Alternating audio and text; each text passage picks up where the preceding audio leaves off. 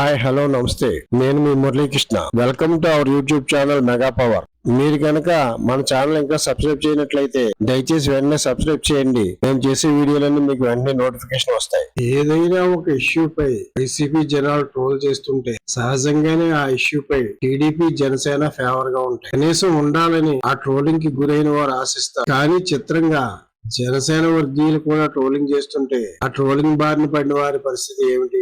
భైరవం అనే ఓ చిన్న సినిమా తీసిన డైరెక్టర్ కి ఆ విధమైన చేదోనుభవం ఎదురైంది. ఇది అతని స్వయంకృతాపరాధమే. భైరవం అనే సినిమాని విజయ్ కనకమేళ అనే అతను డైరెక్ట్ చేశాడు. ఆ సినిమా ప్రీ రిలీజ్ ఈవెంట్ లో అతను అధర్మ పరిపాలన అంతమొందించి ధర్మాన్ని కాపాడడానికి ఒక్కడు వచ్చాడు అని మాట్లాడారు. ఆ ఒక్కడు అంటే అతని దృష్టిలో చంద్రబాబు. అంతే, మాది అధర్మ పాలన అంటావా అని వైసీపీ జనాలు తగులుకున్నారు. బాయ్కాట్ భైరవం అని ట్రెండ్ చేశారు. దీనిని లైట్ గానే తీసుకున్నట్లున్నాడు సదరు డైరెక్టర్. వైసీపీ జనాలకు అంత సీన్ లేదని అతని ఉద్దేశం కావచ్చు. కానీ బాయ్కాట్ భైరవం ట్రెండ్ లోకి మెగా ఫ్యాన్స్ ఎంటర్ అయ్యారు. మెగా ఫ్యాన్స్ ఎంటర్ అయితే ఎలా ఉంటుందో తెలుసుగా. ఇంతకీ మెగా ఫ్యాన్స్ ఎందుకు ఎంటర్ అయ్యారు అంటే, ఈ సదరు భైరవం డైరెక్టర్ ఎప్పుడో 14 ఏళ్ల క్రితం 2011లో మెగా ఫ్యామిలీని కించపరుస్తూ పెట్టిన పోస్ట్ బయటికి వచ్చింది. ప్రజారాజ్యం పార్టీ ఓటమిపై కించపరిచే కామెంట్స్ చేస్తూ అమితాబ్, అభిషేక్ బచ్చన్ నటించిన పా సినిమా స్టిల్ ని మార్ఫింగ్ చేసి చిరంజీవి, చరణ్ ఫోటోలు పెట్టాడు ఈ గనుడు. అప్పుడు ఇతను ఎవరో అనామకుడు,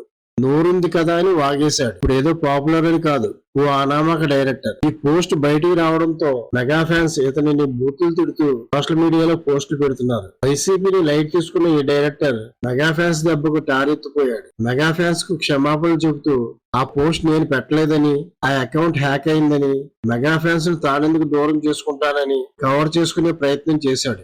నిజంగా ఆ పోస్ట్ అతను పెట్టకపోయి ఉంటే అతను ఎప్పుడు ఖండించాలి? అప్పుడు ఖండించలేదు. ఇప్పుడు అవసరం వచ్చింది కాబట్టి ఇప్పుడు అది హ్యాక్ అయిందని ఇప్పుడు చెప్తున్నాడు.